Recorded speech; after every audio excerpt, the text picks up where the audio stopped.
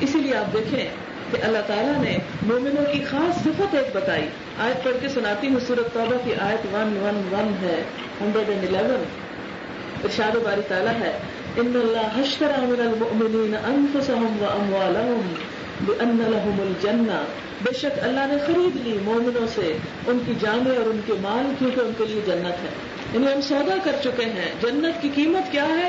جان بھی دے دو, مال بھی دے دو, اپنا آپ بھی دے دو میری خاطر اور اپنا مال بھی میرے حوالے کر دو, نتیجتاً میں تمہیں جنت دوں گا. اب اگر ہم نے اپنی انا بھی اپنے پاس رکھی ہے نا, اپنی مرضی کرنی ہے, اور اپنے مال میں بھی اپنی مرضی کرنی ہے, تو پھر دیکھ لیں کہ سودا کس قسم کا ہے.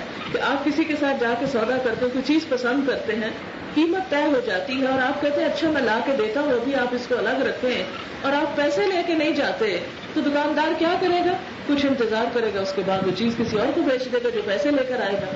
تو اللہ تعالیٰ نے بھی ہمارے لیے جنت تو رکھی ہوئی ہے, کام یہ ہے کہ ہم قیمت لے کے جائیں اور وہ اس سے لے لیں. اور قیمت دو چیزیں ہیں, جان ہے اور مال ہے.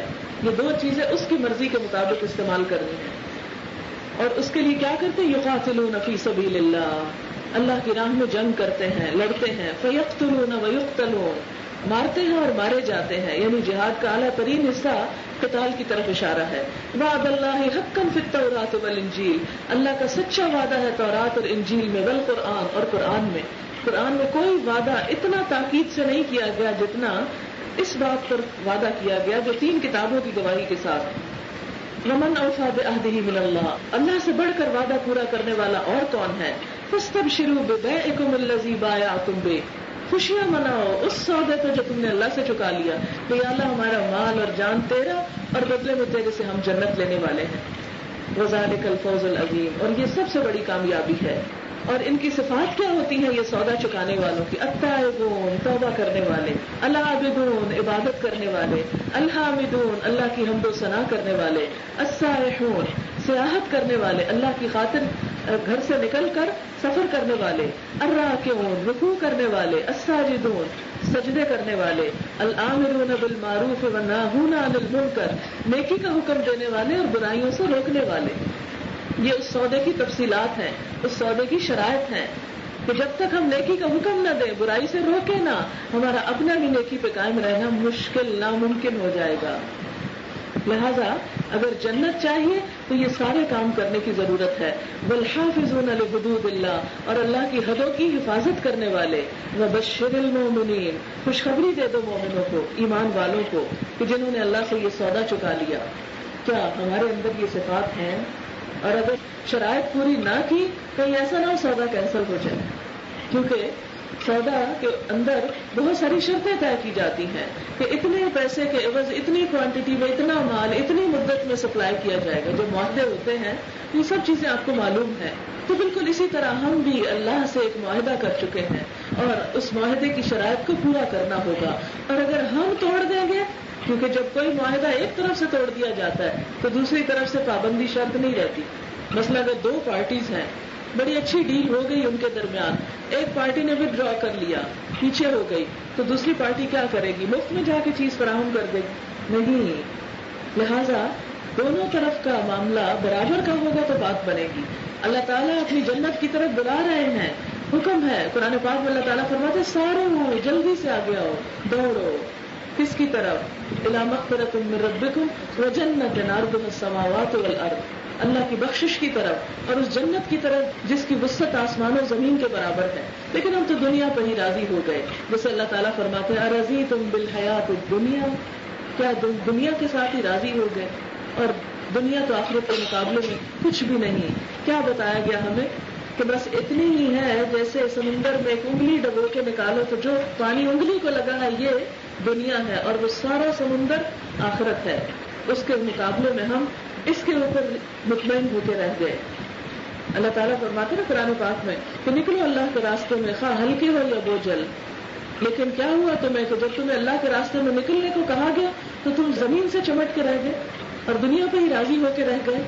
تو یاد رکھو کہ آخرت میں دنیا کا یہ سب کچھ بہت تھوڑا نکلے گا.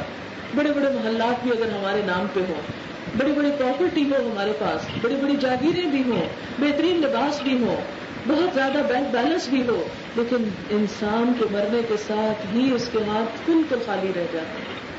سب لوگوں میں بٹ جاتی ہیں، تقسیم ہو جاتی ہیں، دوسروں کے پاس چلی جاتی ہیں، ہمارے کپڑے دوسرے پہنیں گے، ہمارے گھروں میں دوسرے لوگ آ کے رہیں گے، ہمارا مال و دولت اوروں کے کام آئے گا، ہمارے ساتھ کیا جائے گا، وہی جس میں ہم کوتاہی کرتے ہیں، اور وہ ہے عمل صالح۔ لہذا ضرورت اس بات کی ہے کہ کچھ بھی ہو وہ آخرت ہاتھ سے نہ جائے، اس لیے کہ اگر وہ چلی گئی تو پھر کچھ بھی باقی نہ رہا۔ پھر اس کے بعد آپ دیکھیں کہ اللہ تعالیٰ صرف ہمیں اپنے آپ کو نہیں، اپنے گھر والوں کی فکر کرنے کو کہتے ہیں، تو ہمیں اپنے بچوں کی بھی فکر کرنا ہے۔ اچھا، بچوں کے ساتھ ہم کیا کریں؟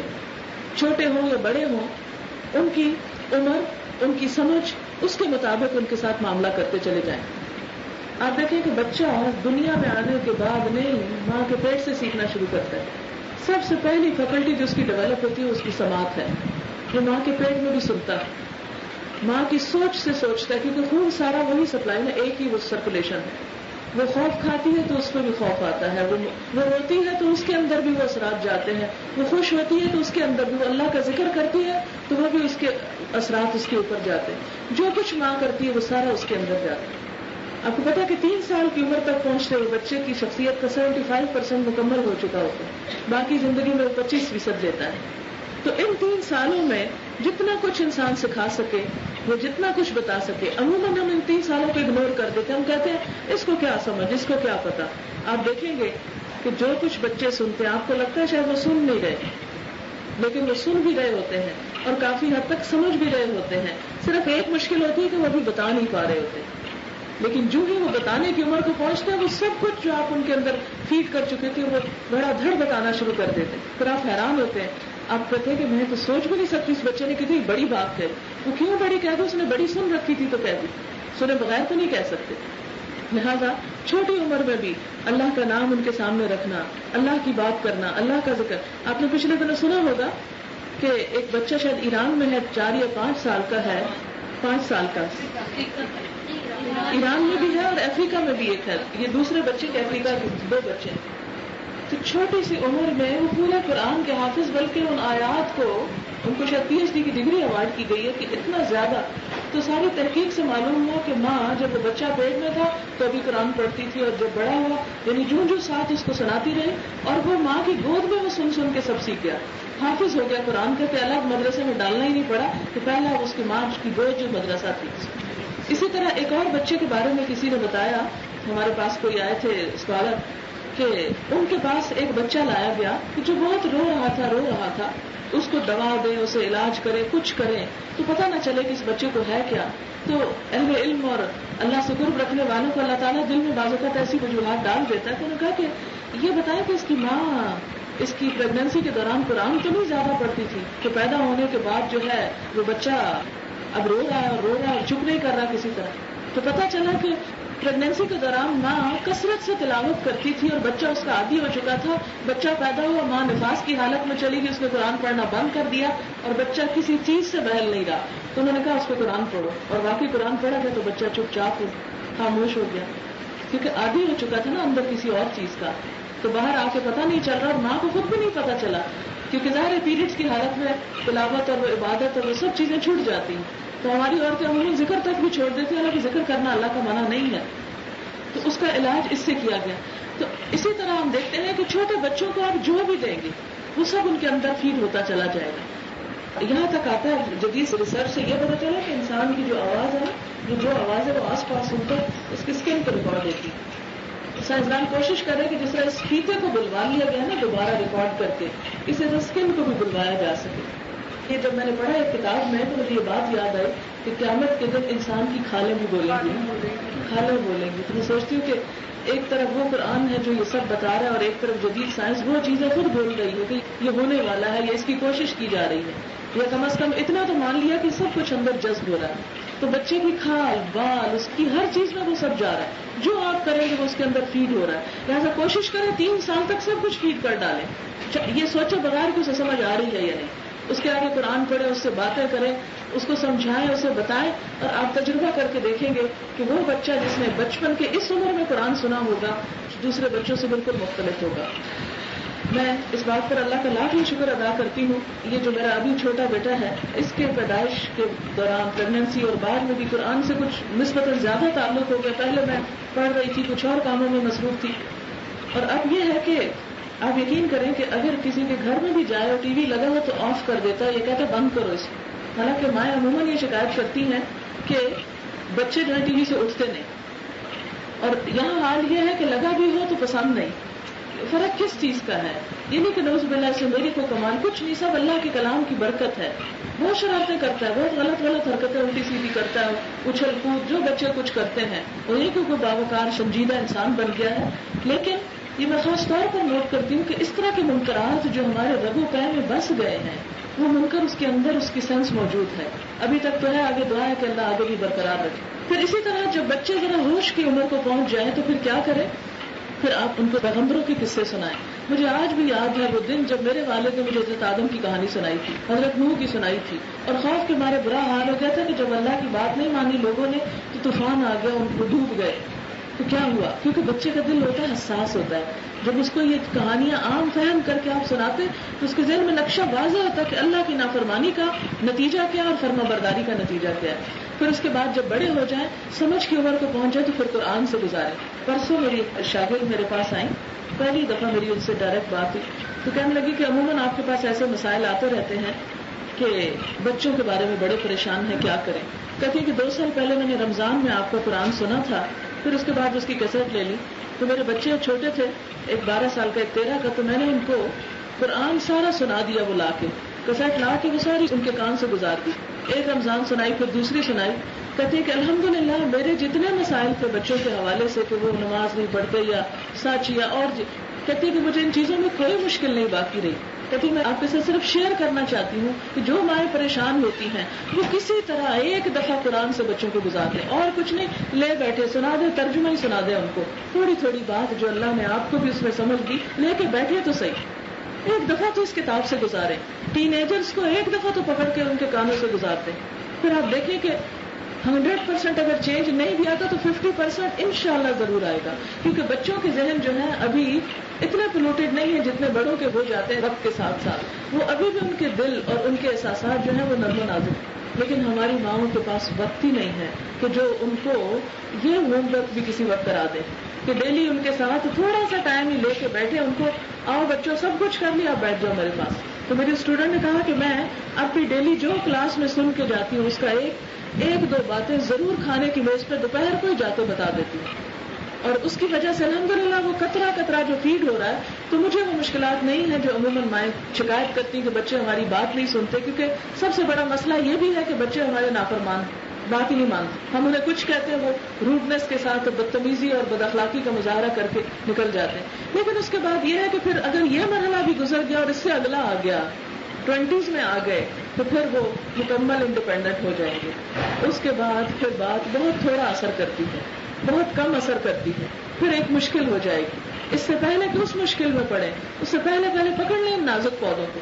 آپ نے دیکھا کہ نا ایک درخت جب چھوٹا ہوتا ہے نا تو آپ اس کے ساتھ ٹہنیاں لکڑی کے کھڑے کر کے سپورٹس، تو آپ اس کو اپنی مرضی کی شیپ دے سکتے ہیں، سیدھا رکھ سکتے ہیں. لیکن جب ایک مضبوط درخت اگر اس کا رخ ٹیڑھا ہو جائے اور اس کے درخت کے جو لکڑی ہے وہ پکی ہو جائے تو پھر اس کی ساری شاخوں کو پلٹانا، اس کے تنے کو سیدھا کرنا اور اس کی جو شاخیں ہیں ان کو صحیح رخ پہ لانا یہ بڑا مشکل ہو جاتا ہے. باہر نکل کے آپ دیکھیں کسی چھوٹے پودے کو سیدھا کرنا آسان ہے، کسی بڑے پودے کو سیدھا کرنا بعض اوقات امپاسبل ہو جاتا ہے. تو اس کے لیے کیا ہے، پھر وہ عمر آ جاتی کہ جس میں صرف دعا کام کرتی. دعا اس لیے کہ دعا تقدیر بدل دیتی، اللہ سے مایوس نہ ہو کبھی بھی. قرآن پاک کی ایک آیت ہے جس میں میرا تو کم از کم تقدیر کا مسئلہ حل کر دیا. عموماً لوگ جو ہیں وہ یہ کہتے ہیں کہ اللہ ہی نہیں چاہتا ہم کو ہدایت دے، اور دیکھیں نا لکھا ہے قرآن میں جسے چاہتا ہے گمراہ کرتا ہے، جسے چاہتا ہے ہدایت دیتا ہے. تو پھر کیا کریں؟ بات یہ ہے کہ اللہ تعالیٰ جہاں یہ فرماتے ہیں کہ جسے چاہتا ہے ہدایت دیتا ہے اور جسے چاہتا ہے گمراہ کر دیتا ہے، وہاں یہ بھی تو فرماتے ہیں یمحو اللہ ما یشاء ویثبت وعندہ ام الکتاب، مٹا دیتا ہے اللہ جس چیز کو چاہتا ہے اور ثابت جما دیتا ہے یا لکھ دیتا ہے جو چاہتا ہے، اور اس کے پاس ہے اصل کتاب، یعنی جو تقدیر ہے اس کی کتاب خود اس کے اپنے پاس ہے، اس میں سے جو چاہے مٹا دے، یمحو مٹاتا ہے، یعنی اگر کسی کا بدبخت ہونا لکھا بھی جا چکا وہ بھی مٹا دے گا اگر اس شخص کے اندر تڑپ پیدا ہو گئی کہ یا اللہ تو مجھے خوش قسمت بنا۔ وہ یثبت، اور اسے باقی رکھتا ہے یا جما دیتا ہے یا قائم رکھتا ہے۔ اسی لیے حضرت عمر رضی اللہ تعالیٰ عنہ کے بارے میں روایت آتی ہے کہ روتے ہوئے طواف میں یہ دعا پڑھتے تھے کہ اے اللہ اگر تو نے ہمیں بدبخت لکھ دیا تو ہمیں خوش قسمت لکھ دے، اگر تو نے ہمیں بدبختوں میں ہمارا نام لکھ دیا، جہنم میں جانے والوں میں لکھ دیا، تو یا رب تو جنت میں جانے والوں میں ہمارا نام لکھ دے۔ کیونکہ اور پھر ساتھ ہی آیت کا حوالہ دیتے تھے کہ اللہ تو جو چاہتا ہے مٹا دیتا ہے اور جو چاہتا ہے لکھ دیتا ہے، اصل کتاب تو تیرے ہاتھ میں ہے۔ لہذا جس بندے کے اندر تڑپ پیدا ہو جائے، جو دعا مانگنے لگ جائے اور جو رو رو کے اللہ کو واسطے دے، اپنے لیے بھی اور اپنی اولاد کے لیے بھی، تو کسی دن تو اللہ کو ترس آئے گا نا، آئے گا، ضرور آئے گا۔ مایوس نہ ہو، ہر چیز کا ایک وقت مقرر ہے، لیکن دعاؤں میں کمی نہ کریں، کرتے چلے جائیں۔ عموماً لوگوں کو یہ کہتے سنا گیا بہت دعائیں مانگی ہیں کچھ نہیں بنتا، یہ کبھی جملہ نہ بولیں، خدا کے لیے بڑا تکلیف دیتا ہے یہ جملہ، بہت پڑھ چکے ہیں یہ۔ اللہ کے ہر کام کا لکل اجل کتاب، ہر چیز کا وقت مقرر، یہ اس کو ہی پتا ہے کہ کون سی چیز میرے بندے کو کب دینی ہے۔ اور بعض اوقات ایک چیز جو ہم روتے ہیں تڑپتے ہیں ہمیں نہیں ملتی، اللہ تعالیٰ ڈیلے کرتے جاتے ہیں، تھوڑا سا اور رو لے میرا بندہ، تھوڑا سا اور دعائیں کر لے، کیونکہ آج اسے دے دوں گا نا تو یہ بھول جائے گا مجھے، یہ چھوڑ دے گا، دعا کرنا ہی چھوڑ دے گا، تھوڑی سی دعائیں اور مانگ لے، کیونکہ قیامت کے دن جب انسان اپنے عمل کا رجسٹر دیکھے گا تو عمل کم ہوں گے، لیکن وہ دعائیں جو قبول نہ ہوئی وہ اتنی بڑی عمل کی شکل میں ہوں گے کہ انسان تمنا کرے گا کاش دنیا میں ایک بھی نہ سنی جاتی اور سب یہاں مل جائے۔ آج تو ہمیں حوصلہ نہیں، اللہ نہ کرے کہ دنیا کی مشکلیں آسان نہ ہوں، کیونکہ بعض اوقات وہ مشکلیں ہمارے لیے آخرت کے لیے بھی کام کرنے میں رکاوٹ پیدا کر دیتی، تو ایسی آزمائش میں اللہ نہ ڈالے۔ لیکن اگر آ جائے کچھ سلیقے سے، جیسے حضرت یعقوب علیہ السلام نے کتنے سال، کئی سال بیٹے کے غم میں گزارے، اور ہر موقع پہ کیا کہتے ہیں فصبر جمیل واللہ المستعان، صبر ہی اچھا ہے اور اللہ ہی بہترین مدد کرنے والا، اسی سے مدد چاہی جائے۔ تو صبر جمیل کے ساتھ بس یہ ہے کہ مانگتے چلے جائیں، مانگتے چلے جائیں۔ آپ دیکھیں کہ حد ہو گئی تھی نا حضرت یعقوب کے غم کی کہ آنکھیں سفید ہو گئی رو رو کے، اور پھر کسی سے شکوہ نہیں کرتے، کہتے انما اشکو بثی وحزنی الی اللہ، میں اپنا سارا غم اور سارا دکھ اپنے رب کے سامنے رکھتا، اپنے رب کے آگے رکھتا۔ تو یہ اللہ کی ذات ہے کہ جو چاہے مٹا دے، جو چاہے لگا دے۔ کنویں میں بھی بیٹے کو پھینک دیا جائے تو اللہ ملوا سکتا ہے، لا سکتا ہے، اس کے لیے کچھ مشکل نہیں۔ تو ایک تو وہ کنواں تھا نا جس میں یوسف کو پھینکا گیا علیہ السلام، اور ایک ہمارے معاشرے کا یہ کنواں ہے جس میں ہماری اولادیں گر چکی ہیں اور ہمارے ہاتھ سے نکل چکی ہیں۔ تو یہ مسئلہ حل کیسے ہو سکتا ہے؟ دعاؤں کے بعد کبھی مایوس، کوشش جاری رکھیں کسی نہ کسی طریقے سے، کسی نہ کسی آسان طریقے، کیونکہ بڑے ہو کر سے پھر اولاد سے یہ بھی ہوتا ہے نا کہ وہ ایک دم انکار کر دے، بس ہمیں واز کرنا بند کر دے، ہمیں مت سنائیں، ہم نہیں اور سننا چاہتے، ہمیں کہیں نہ، آپ کے پاس تو بیٹھتے تو ایک ہی نصیحت کرتے چلے جاتے، تو اس وقت اور دل دکھتا ہے۔ جس طرح ہم دیکھتے ہیں کہ کئی پیغمبروں نے اپنی اولاد کو سمجھانے منانے کی کوشش کی تو آخری دم تک نہیں مانے، تو یہ ایک بڑی نیچرل بات ہے۔ کبھی نہ سوچیں کسی کی اولاد کو ایسا دیکھ کر کہ اس نے کوئی کمی کی ہوگی نا تو سزا ملی ہے اس کو، نہ، کبھی کسی کی مصیبت پہ یہ نہ سوچیں، ایسا نہ ہو کہ اس کی تو ہٹ جائے اور ہم پہ آ جائے، جو اللہ نہ کرے۔ کہتے ہیں نا جو کسی کی مصیبت پہ خوش ہوتا ہے یا اس کو تانا دیتا ہے تو اس سے تو ہٹ جاتی ہے، وہ اس پہ پلٹ آتی ہے کہ کسی کو تانا دے رہا ہوتا ہے۔ اس لیے کسی کو بھی ایسی کسی اولاد کی یا بچوں کی گمراہی یا خدا نہ خواستہ کی یا شوہر کی یا اس میں کسی کو تانا نہ دے کہ اس کے ہاتھوں کی کمائی کا نتیجہ ہے یا کسی ایسی وجہ سے اس پہ آ گئی ہے۔ پیغمبروں نے جنہوں نے ساری قوموں کی اصلاح کا بیڑا اٹھایا تو انہوں نے اپنے بچوں کو کبھی نہیں بتایا ہوگا، ان سے بڑھ کر خیر خواہ کون ہوگا بچوں کا۔ لیکن بعضوں کا بری صحبت جو ہے وہ گھر کے اثر کو ختم کر دیتی ہے۔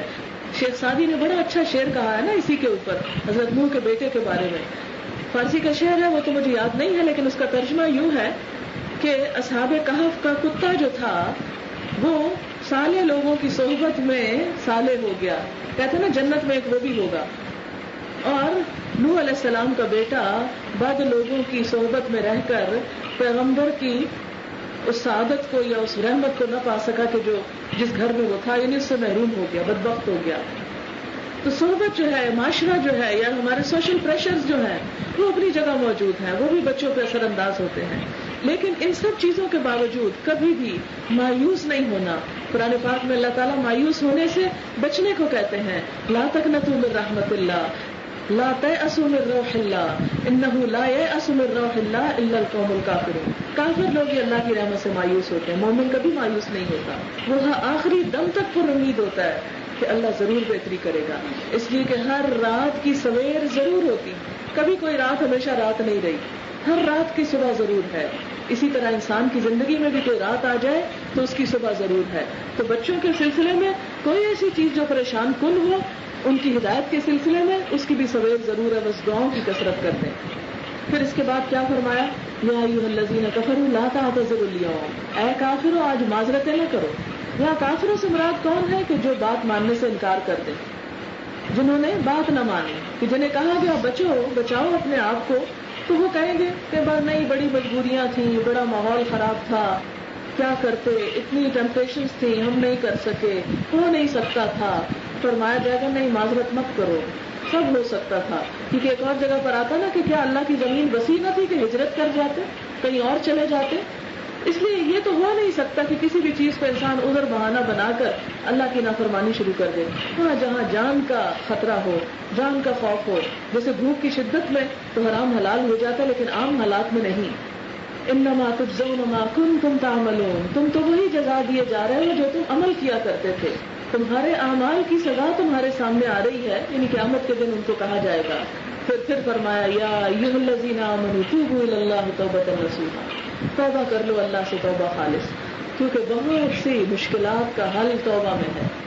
جیسا کہ ایک حدیث میں آتا ہے نا، من لزم الاستغفار جعل اللہ له من کل ہم فرجا، کہ جس نے پابندی سے استغفار پڑھا اللہ تعالیٰ اس کے لیے ہر غم سے نکلنے کا راستہ بنا دے، ہر مشکل سے نکلنے کا راستہ.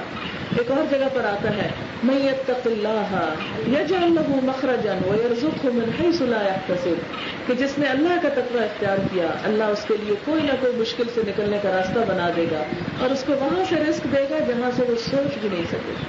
لہٰذا یہ اللہ کا وعدہ ہے. تو اس لیے کیا کہا گیا؟ یا ایھا الذین آمنوا توبوا الی اللہ، توبہ کرو اللہ کی طرف، معافی مانگو. اچھا اب آپ کہیں گے ہم نے کون سا گناہ کیا جس پہ توبہ کریں؟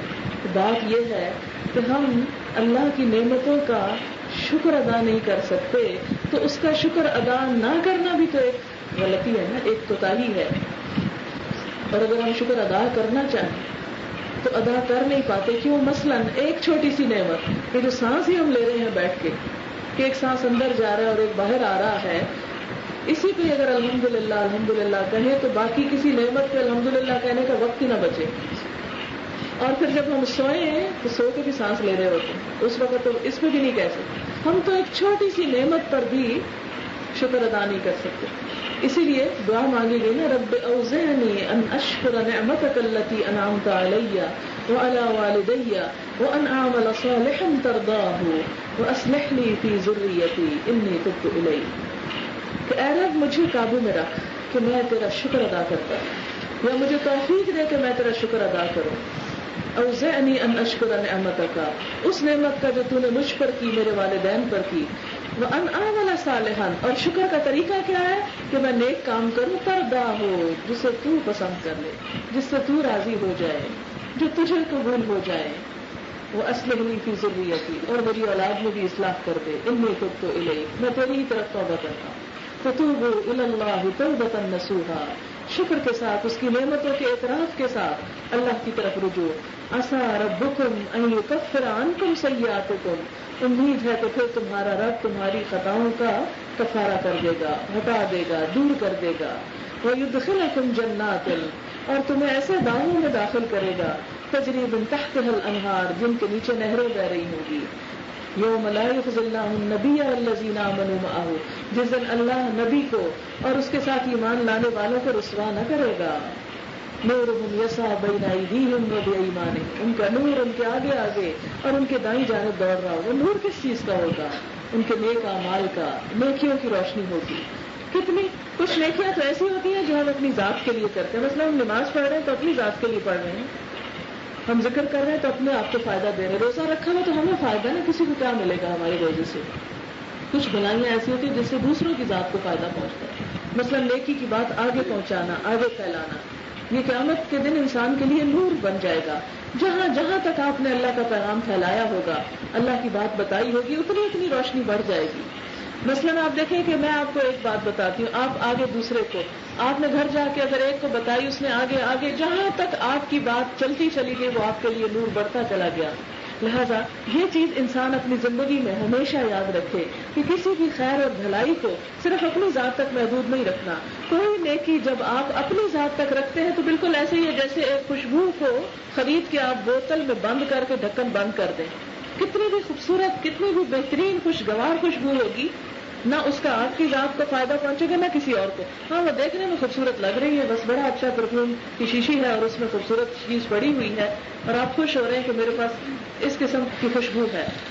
لیکن جب آپ اس کا ڈھکن کھولتے ہیں, خود لگاتے ہیں, دوسروں کو دیتے ہیں, تو آپ دیکھیں کہ اگر دوسروں کو نہ بھی دیں, ڈھکن جب کھول دیں گے نا تو آس پاس خوشبو پھیل جائے گی.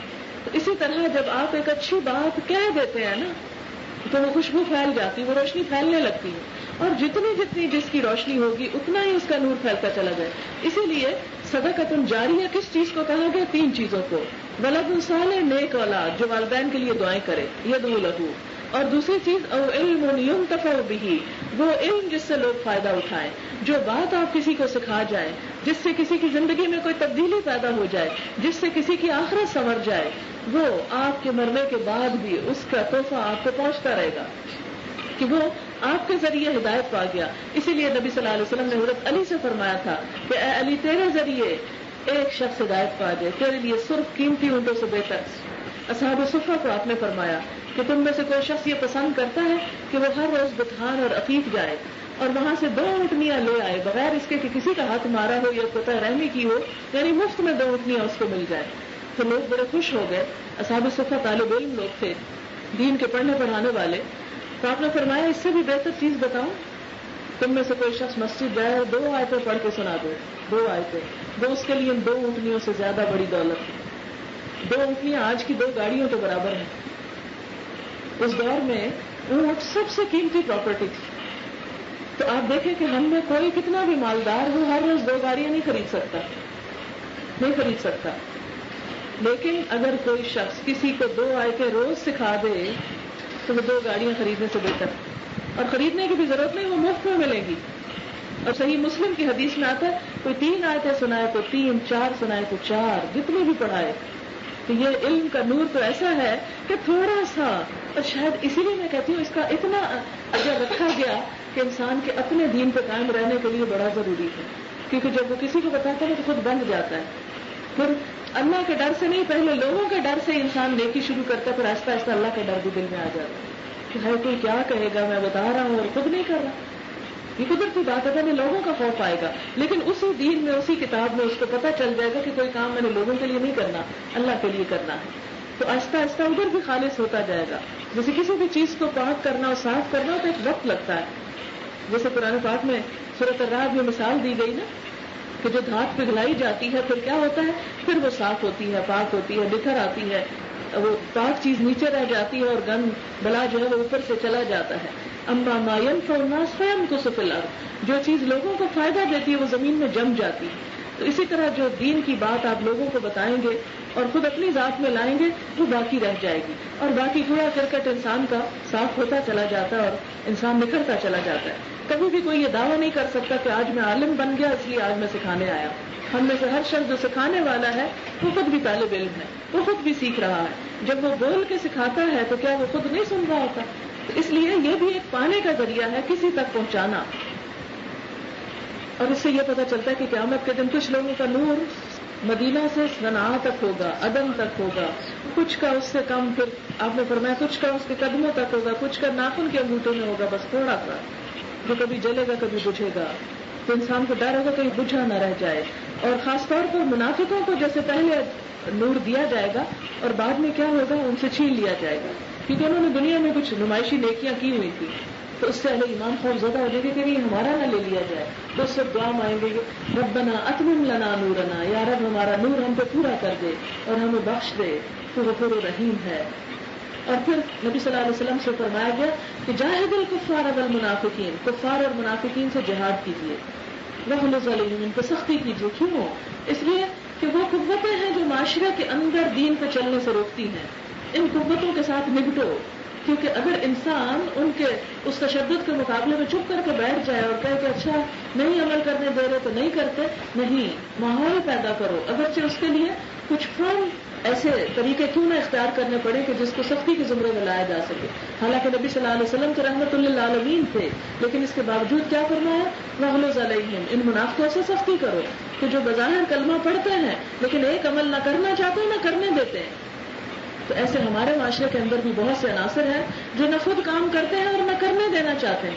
کرنے والوں کی زندگی میں انہوں نے جہنم بنائی ہوئی ہے، مذاق اڑا اڑا کے اور باتیں بنا کے کہ کوئی ایک قدم آگے بڑھاتا ہے تو 10 پیچھے آتا ہے کہ نہیں اس راہ میں بڑے کانٹے. وَمَأْوَاهُمْ جَهَنَّمُ وَبِئْسَ الْمَصِيرُ. پھر اللہ تعالیٰ 2 مثالیں دیتے ہیں اور بڑی زبردست مثالیں. پہلی مثال کافروں کو سنائی گئی تو دیکھو نوح اور لوط علیہ السلام کی بیویاں تھیں، بڑے ہمارے نیک بندوں کی زوجیت میں تھیں، لیکن وہ ان کے راستے پر نہ تھی. فَخَانَتَاهُمَا، انہوں نے اپنے شوہروں سے خیانت کی. ایسا نہیں کہ نعوذ باللہ وہ کوئی غلط کار عورتیں تھیں تو ان کی جسمانی حق میں خیانت کی، مراد یہ کہ شوہروں کے مشن میں خیانت کی. بظاہر کلمہ پڑھا، عمل نہ کر کے دکھایا. کیونکہ خیانت یہی ہے نا، منافق خائن ہوتا ہے نا. منافق کی صفات میں کیا ہے کہ وہ خیانت کرتا ہے. کسی نبی کی بیوی کافر عورت نہیں ہوتی. حضرت لوط علیہ السلام کی بیوی کے بارے میں بھی آتا ہے کہ جب لوط علیہ السلام کو اللہ تعالیٰ نے حکم دیا کہ بستی کو چھوڑ کے اب نکل جاؤ تو ان کی بیوی ساتھ گئی تھی، لیکن ساتھ یہ بھی حکم دیا گیا تھا کہ پیچھے نہ مڑ کے دیکھنا. جو ہی وہ بستی سے نکلے اور وہ آگے جا رہے تھے تو بیوی نے پیچھے مڑ کے دیکھ لیا. اسی لیے قرآن بار بار کہتا ہے کانت من الغابرین، پیچھے رہنے والوں میں سے، پیچھے ہی رہ گئی. ابتدا میں نکلی لیکن چونکہ عمل اس درجے کے نہیں تھے، شوہر کے اس مشن میں ساتھ نہیں دیا وہ جو دین کی تبلیغ کا تھا اور کام کا تھا، لہذا وہ پیچھے چھوڑ دی گئی. نوح علیہ السلام کی بیوی الا من سبق علیہ القول، اس کا فیصلہ کر دیا گیا کہ وہ ساتھ نہیں بیٹھے گی کشتی میں. کیوں؟ اس لیے کہ اس کا عمل ویسا نہیں جو ہونا چاہیے. کافر نہیں تھی، عملی اعتبار سے ناشکری اور عملی اعتبار سے وہ سب کچھ نہیں تھا جو ہونا چاہیے. اس سے کیا پتہ چلتا ہے کہ کسی عورت کا شوہر بھی اگر نبی ہو تو وہ اپنی بیوی کو نہیں بچا سکتا اگر بیوی کے اپنے عمل اچھے نہیں. کیونکہ ہمارے ہاں یہ بہت بڑی بات پھیلی ہوئی ہے کہ چونکہ ہم حضور صلی اللہ علیہ وسلم کی امت میں سے ہیں اس لیے آپ ہم کو لازمی چھڑا لیں گے، آپ ہم کو بچا لیں گے. کیا بتا دیا گیا ان آیات میں کہ نہیں، شوہر نہیں بچا سکتے. عام شوہر تو دور کی بات، شوہر اگر نبی بھی ہو تو نہیں بچا سکتے. اور نبی کسی امتی کو تو کیا اپنے گھر والوں کو نہیں بچا سکتا اگر وہ اس کے ساتھ اس ایمان اور تقوی کی حالت میں نہ ہو. وکیل اور کہہ دیا گیا چلی جاؤ آگ میں جانے والوں کے ساتھ. ابھی تو آخرت آئی نہیں تو یہ کس آگ میں بھیج دیا گیا ان کو. اس سے بھی عذاب قبر کے بارے میں پتہ چلتا ہے. تو مرنے کے بعد بھی آگ کا عذاب شروع ہو جاتا ہے. کہہ دیا گیا چلی جاؤ، داخل ہو جاؤ آگ میں اور داخل ہونے والوں کے ساتھ. کیونکہ بہت سے لوگوں کو جب عذاب قبر کی بات کی جاتی تو وہ یہ کہتے ہیں کہ جی ابھی تو حشر کا میدان ہی نہیں، فیصلہ ہی نہیں ہوا تو پھر کیوں آگ. ٹھیک ہے وہ بڑا فیصلہ تو بعد میں ہوگا، لیکن موت کے ساتھ بھی ایک فیصلہ ہو جاتا ہے انسان کا کہ اس کا خاتمہ کس پہ ہوا، ایمان پہ ہوا ہے، عمل صالح پہ ہوا ہے یا کسی بد عمل پہ ہوا. اور ایک دوسری مثال فرعون کی بیوی کی. فرعون جو ظالم و قاہر بادشاہ تھا، حضرت آسیہ ایمان لے آئی، اسلام لے آئی. کیا کہتی ہیں؟ دعا مانگتی ہیں رب ابن لی عندک بیتا فی الجنہ، اللہ اپنے پاس جنت میں گھر بنا دے، تیرے پاس تیرے قرب میں جنت میں گھر چاہیے. دنیا کا محل آپ کو پتا نا، پرانی تہذیب آج بھی اگر دیکھیں اس کے آثار اور اس کے نقش تب حیران ہوں گے. اتنی ترقی یافتہ قوم کہ جس کی فن تعمیر دیکھیں، اس کی پینٹنگ دیکھیں، اس کا آرٹ دیکھیں، وہ جو مردوں کو پرزرو کرتے تھے اس فن کو دیکھیں. بہت سی چیزوں کے راز آج بھی نہیں کھلے کہ وہ قوم یہ کام کیسے کرتی تھی، کیونکہ سب مٹا دیے گئے تھے نا، سب کو ڈبو دیا گیا تھا. سارا آرٹ اور سب ہنرمند سب ڈوب گئے تھے، باقی کچھ بھی نہ رہا. وہ چیزیں رہ گئی، گھر رہ گئے دنیا والوں کے لیے عبرت، لیکن وہ خود سب چلے گئے. تب آپ دیکھیں اس عورت کا حال. کہتی ابن لی عندک بیتا فی الجنہ، اللہ اپنے پاس جنت میں گھر دے دینا. دنیا کا گھر چلا گیا تو کوئی بات نہیں، دنیا میں دھتکار دیے گئے تو کوئی بات نہیں، بہت سی صحابیات کے ساتھ بھی یہی ہوا تھا. ایمان لانے کے بعد انہیں گھروں سے نکال دیا گیا. ہجرت حبشہ اول اور ثانی دونوں میں صرف مرد نہیں تھے، عورتیں بھی شامل تھیں. آپ کو حضرت حبیبہ کا تو معلوم ہی ہوگا کہ ان کے شوہر کے ساتھ وہ نکلی تھی، ہجرت کر کے شوہر وہاں جا کر نصرانی ہو گئے اور ان کو چھوڑ کر وہ مدینہ چلی آئے. اور اللہ تعالیٰ نے اتنا بہترین نعم البدل دیا کہ حضور صلی اللہ علیہ وسلم کی زوجیت میں آ گئی. تو یہ نہیں کہ دنیا میں اگر ایک دروازہ بند ہوا تو سارے ہی بند ہو گیا. اللہ کی رحمت کے دروازے بہت وسیع ہیں، بہت سے اور بھی کھل سکتے ہیں. اس لیے کبھی بھی کسی قیمت پر اللہ کی نافرمانی نہ ہونے پائے. اس دھمکی پر کمپرومائز نہیں. اس کا یہ مطلب نہیں کہ گھر میں جا کے طوفان اٹھا دے عورت کہ جی چونکہ آپ یہ رزق حرام لاتے ہیں یا یہ غلط کام کرتے اس لیے میں تو آپ سے طلاق چاہتی ہوں. نعوذ باللہ، ایسا نہیں، یہ بات نہیں. اس لیے کہ اگر ہم دین کے رستے پر آئے ہیں تو ہمیں بھی وقت لگا، شوہروں کو بھی وقت دیں اور ان کے ساتھ بھی کمیونیکیٹ کریں، آہستہ آہستہ ان کو بھی اس رنگ میں لائیں. ہاں آخری مرحلے پر اگر وہ بالکل ہی ایمان کا خاتمے کی تدبیر کریں اور اللہ نہ کرے کہ ہمارے معاشرے میں ایسے مرد نہیں، کوئی فرعون نہیں ہے ہمارے معاشرے میں، اور اگر کسی عورت کو خدا نہ خواستہ کسی فرعون سے واسطہ پڑی جائے تو بھی اس کے لیے کوئی چوائس نہیں کہ اللہ کی نافرمانی اور اللہ کی فرما برداری میں جب اسے ایک چیز چوز کرنی ہے تو اللہ کی فرما برداری، خواہ اس کی قیمت کچھ بھی ہو. اور پھر ونجنی من القوم الظالمین، یہ ساری قوم سے مجھے نجات دے جو ظالم ہے. ومریم ابنۃ عمران، عمران کی بیٹی مریم علیہ السلام، التی احسنت فرجہا، جس نے اپنی شرمگاہ کی حفاظت کی. نیک عورت، حیا کی حفاظت، یہ عورت کا خاص وصف قرآن میں بیان کیا گیا ہے. حضرت مریم جنت کی عورتوں کی سردار عورتوں میں سے ہوگی. سورۃ آل عمران پڑھے تو ان کے بارے میں الفاظ پڑھ کے رشک آتا مجھے ہمیشہ. اللہ تعالیٰ فرماتے یا مریم ان اللہ اصطفاکی، اے مریم اللہ نے چن لیا تجھے، عورت کو چن لیا. وطہرکی، تجھے پاک کر دیا. واصطفاکی علی نساء العالمین، سارے جہان کی عورتوں کو تجھے فضیلت دی، تجھے چن لیا. کسی عورت کو اللہ چن لے، اللہ اسے عزت بخشے اور اس سے اپنا کوئی کام لینا چاہے، یہ انہیں فضیلت ایسے مفت میں نہیں مل گئی تھی. انہیں فضیلت ملی تھی اس صفت کی وجہ سے کہ اس نے اپنی شرمگاہ کی حفاظت کی، عزت و عصمت کی حفاظت کی، اپنی حیا کی حفاظت کی. اللہ آپ کو بھی چن سکتا ہے اپنے دین کے لیے، بس ضرورت اس بات کی کہ ہم بھی اللہ کی طرف بڑھیں اور کسی قیمت پر اپنی ان بنیادی صفات کو جو ایمان کے بعد، کیونکہ ایمان اور حیا ساتھ ساتھ ہے نا، ایک اٹھتا ہے تو دوسرا بھی اٹھ جاتا ہے. یہ حدیث کے الفاظ ہے، میرے ذاتی قول نہیں ہے کوئی، کہ جب ایک عورت نماز روزہ پڑھے سب کچھ کرے اور ساتھ اپنی شرم و عزت کی حفاظت کرے. کیونکہ پہلے بھی میں نے بات کی نا کہ بسا اوقات ہم نماز بھی پڑھتے ہیں، روزے بھی، سب کا خراب سب کچھ، لیکن اس کے ساتھ حیا کی کوئی چیز ہمارے پاس نہیں پڑتی. نہیں، صرف نماز روزہ نہیں، احسنت فرجہا، ان ساری چیزوں سے بچا جائے کہ جسے اللہ نے حرام قرار دیا. تو ہم سب کے لیے بحیثیت خواتین کے ضروری ہے کہ اپنے فرائض کو سمجھیں، اپنے دین کو سمجھیں، سیکھیں، اس پر عمل کریں، ایمان، نیکی اور تقویٰ کے کاموں میں آگے بڑھیں. وآخر دعوانا ان الحمد للہ رب العالمین. سبحان اللہ والحمد للہ ولا الہ الا اللہ واللہ اکبر ولا حول ولا قوة الا باللہ العلی العظیم. اللہم صل علی محمد وعلی آل محمد كما صليت على إبراهيم وعلى آل إبراهيم إنك حميد مجيد. اللهم بارك على محمد وعلى آل محمد كما باركت على إبراهيم وعلى آل إبراهيم إنك حميد مجيد. ربنا آتنا في الدنيا حسنة وفي الآخرة حسنة وقنا عذاب النار. ربنا لا تزغ قلوبنا بعد إذ هديتنا وهب لنا من لدنك رحمة إنك أنت الوهاب. ربنا هب لنا من أزواجنا وذرياتنا قرة أعين واجعلنا للمتقين إماما. یا اللہ بات جو کچھ ہم نے پڑھا ہے تو اپنی رحمت سے اسے قبول فرما. جو بات تیری مرضی کے مطابق ہوئی ہو ہمیں اس پہ عمل کی توفیق دے. اس راستے پر چلنا ہمارے لیے آسان کر دے، اور انسان ہونے کے ناطے کوئی بھول چوک ہو گئی ہو تو معاف فرما دے. کوئی بات اگر تیری مرضی کے خلاف ہوئی ہو تو ہم سب کو اس سے دور کر دے اور ہمیں اس راستے پر چلا جو تیری طرف لے جائے.